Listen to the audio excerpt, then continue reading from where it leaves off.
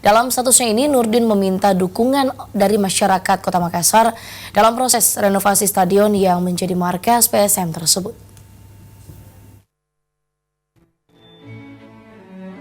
Stadion Mato Anging yang menjadi markas PSM sejak beberapa tahun lalu kini menjadi perhatian serius Pemprov Sulsel.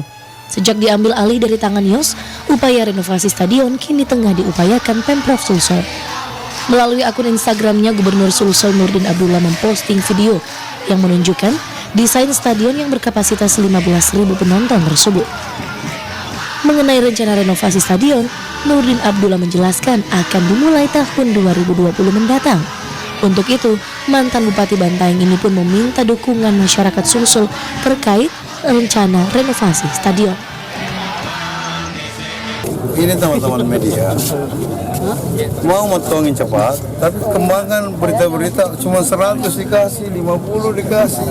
Harusnya support juga kita. 200 tidak cukup. Gitu.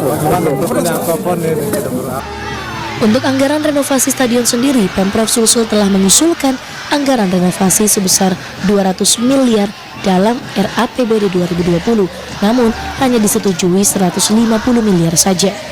Renovasi Stadion Mato Anging akan disesuaikan dengan standar FIFA dengan penambahan kapasitas penonton 2 kali lipat. Nur Fitri, Selebes TV.